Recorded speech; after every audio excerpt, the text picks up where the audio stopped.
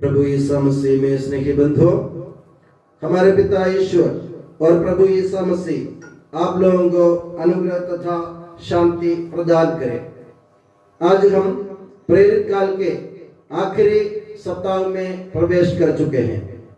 प्रेरित काल में आपने देखा और सुना कि प्रभु यीशु मसीह के पुनरुद्धार के साक्षी बनकर प्रभु यीशु मसीह के 12 चेले इस संसार भर में प्रभु यीशु मसीह के सुसमाचार का प्रचार किया था और वे प्रचार कर ही रहे थे। और आज इस आखिरी हफ्ते में प्रभु यीशु मसीह हम लोगों को एक सत्य समझाना चाहते हैं। वो सत्य यह है कि हम इस दुनिया में जो भी इंसान जन्म लेता है या जो भी इस दुनिया में आता है इंसान के रूप में, उन सबको ईश्वर ने, उन सबके लिए ईश्वर ने एक एक भूमिका निर्धारित की है। अगर मैं इस दुनिया में आया हूं, मेरे लिए ईश्वर ने एक भूमिका निर्धारित की है, मगर हमारा इस दुनिया में रहना अनिवार्य नहीं है। मेरे मतलब आप समझ रहे होंगे।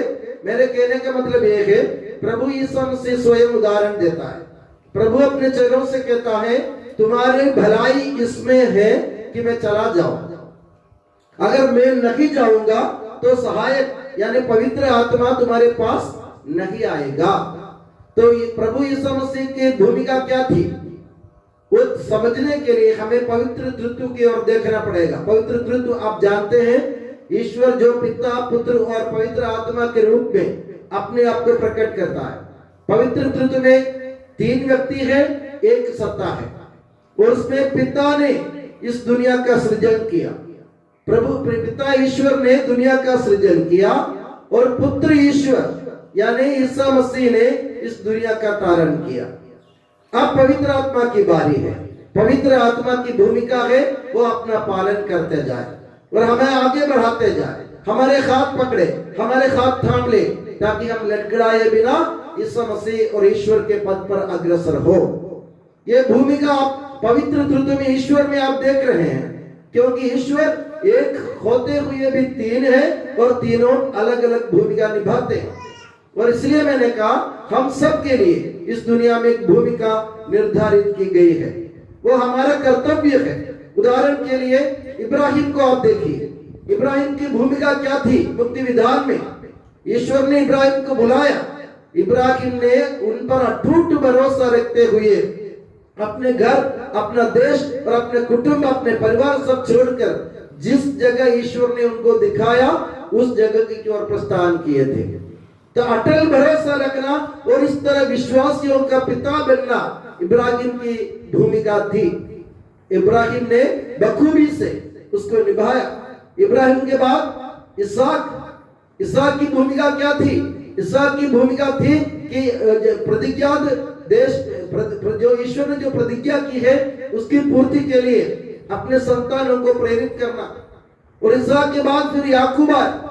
याकूब के छोटा पुत्र यूसुफ, उनकी भूमिका थी मिस्र देश में इस्राएली लोगों के लिए रक्षक बनना। और उसके बाद मूसा आए।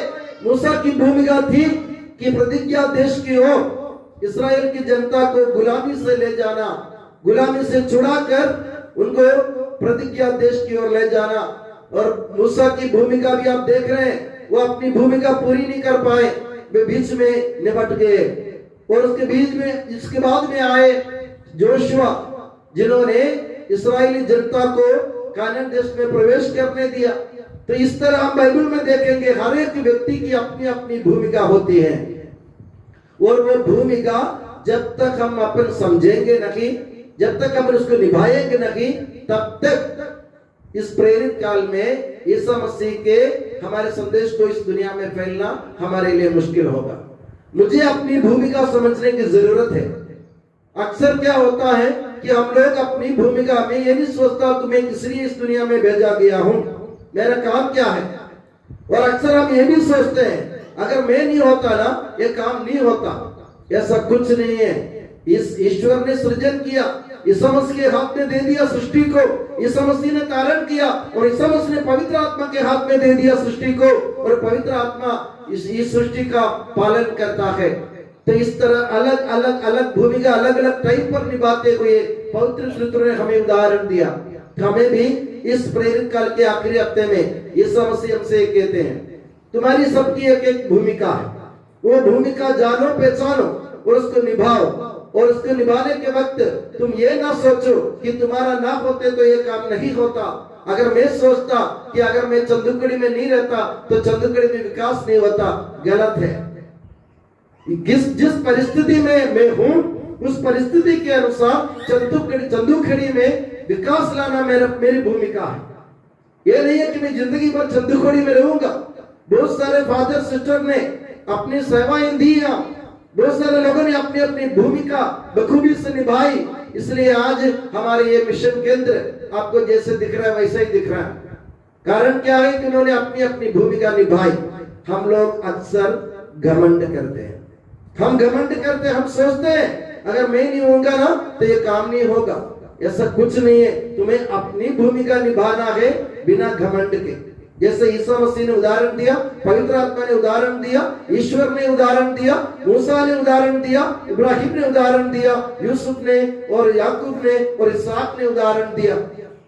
और यहाँ तक कि हमने देखा कि राजा साउल और राजा दाऊद, इन दोनों ने अपनी अपनी भूमिका निभाई।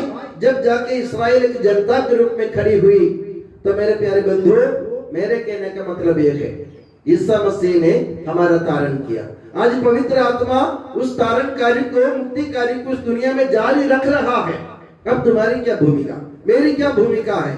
हमारी भूमिका यह है कि ईश्वर की आत्मा को पहचानो, उनके साथ हो जाओ।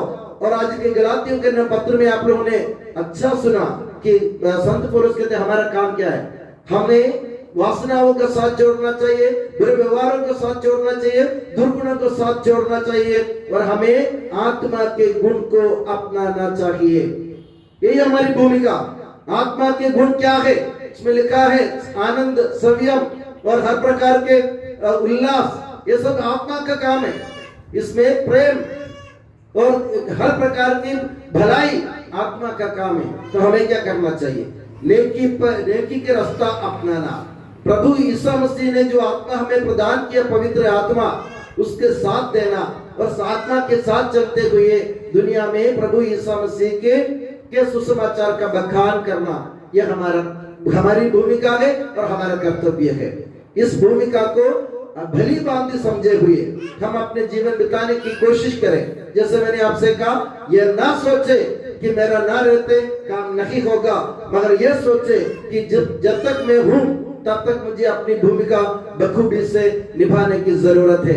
और मैं दुआ करता हूँ कि प्रभु यीशु मसीह और माता मरियम आप सभी को हमेशा अपनी नियामत की छत्र छाया में सुखी और सुरक्षित रखें। पिता, पुत्र और पवित्र आत्मा के नाम पर आमीन।